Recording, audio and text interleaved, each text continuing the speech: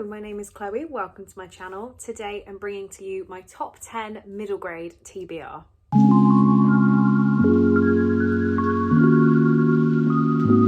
So apologies if this video looks a little bit jumbled. I'm actually filming this while I'm off work sick from my second COVID vaccine.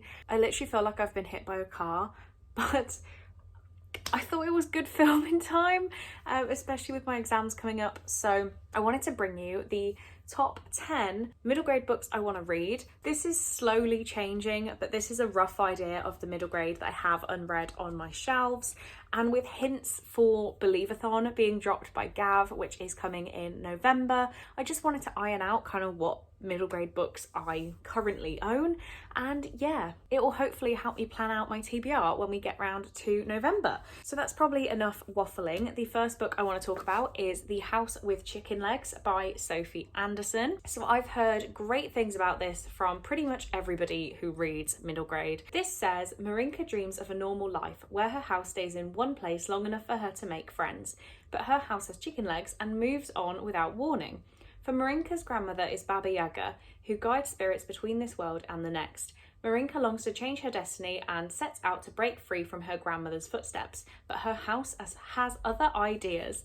And doesn't that just sound like the cutest thing? As I said, I've heard amazing reviews. I've not heard anyone dislike this book, so I think this will have to be on my TBR for Believeathon. Another one I've heard amazing things about is The Girl Who Drank the Moon by Kelly Barnhill. This is something to do with a girl being taken in by a witch who everyone thinks is evil, but she's actually kind, is the kind of vibe I have. One year, the witch accidentally feeds a baby moonlight instead of starlight, filling the ordinary child with extraordinary magic. The witch decides she must raise this girl, whom she calls Luna, as her own. As Luna's 13th birthday approaches, her magic begins to emerge with dangerous and thrilling consequences.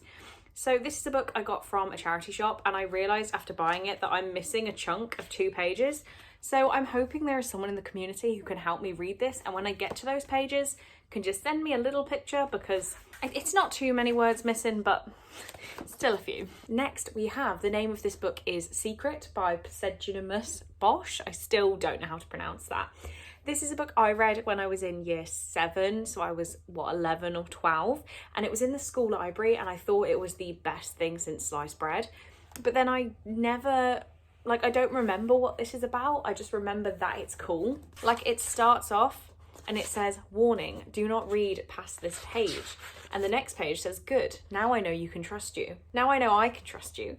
You're curious, you're brave, and you're not afraid to lead a life of crime. So I just think this one sounds like a fun time, and I remember it being a quick read, but I was like 11 or 12 at the time. We will see what I think of this. Next, one that I will be slaughtered for not having read yet in the BookTube community, and that is Me, My Dad and the End of the Rainbow by Benjamin Dean. Everyone talks about how amazing this is, and I have just not picked it up yet. This is about a little boy called Archie who sees a flyer poster fall out of his dad's pocket. He doesn't really know why his mom and his dad are arguing and not getting along, and it turns out this is a leaflet for Pride. It says, only problem, that answer might just lie at the end of the rainbow. And it just seems like an adorable book. Another one that I've not heard any bad reviews for. And how cute. Next, we actually have the second book in a series, and that is The Trouble with Perfect by Helena Duggan. So it has been quite a while since I read the first book, A Place Called Perfect, and I do have the third book, The Battle for Perfect. So I really just need to carry on and read this series. I did really enjoy the first book. I think I gave it 4 stars. It was a fun time. So there is absolutely no reason why I haven't carried on. I just keep putting it off. So I would like to finally make a step forward with this series. Next, another one that just gets so much hype, and that is Tilly and the Book Wanderers by Anna James. This is a chonker, which is why I think I've been put off a little bit. But there are really cool illustrations. Like, look how cute, very cute. This says 11-year-old Tilly Pages has lived above her grandmother's bookshop ever since her mother disappeared. One day, Tilly's favourite book characters appear in the shop, and she discovers she can follow them into their worlds through the magic of book wandering. Can her new power solve the mystery of what happened to her mother all those years ago? It sounds very cute. It's got like a lot of Alice in Wonderland little hints, I think. I think she must go into Alice in Wonderland. but it just seems like an absolutely adorable time. Next, I have the second book by an author that I absolutely loved their first book. Did that sentence make any sense? But this is Show Us Who You Are by Al McNichol. So Al McNichol wrote A Kind of Spark, which I read in one sitting and sobbed my little heart out. So I really cannot wait to read this next book. This is kind of like superheroes, but not. The mysterious Pomegranate Institute. Cora becomes captivated by Pomegranate's hologram technology that can bring people back to life, but there are secrets lurking beneath the surface that threaten everything she knows to be true. Can Cora fight to make her voice heard and not lose sight of herself? But if this is anything like A Kind of Spark, I'm going to fly through it and absolutely love it. Next, we have The Explorer by Catherine Rundell, which was another book that got a lot of good attention. I did try and listen to the audiobook quite a while ago, but I just picked it up at a time where it wasn't gonna happen for me. I just kind of wasn't feeling it. So when I saw a paperback copy in a charity shop, I decided to grab it. And this is a adventure story where some kids are in a plane crash. When their plane crashes, 4 children are stranded in the Amazon jungle. Now they have to survive alone, but was someone there before them?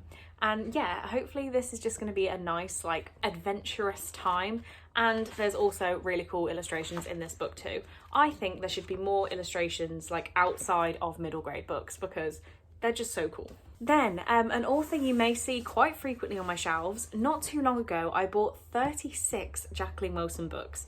I have now whittled that down. I've read a few, but there are some that I would really like to get to very soon. The first one being the Tracy Beaker trilogy. This one has the first 3 books, which I thought I knew, but now I'm struggling. So we have the story of Tracy Beaker, of course. Oh, it's on the back. So it's the story of Tracy Beaker, starring Tracy Beaker, and The Dare Game are all in here. And yeah, there is now a new book out called My Mom, Tracy Beaker.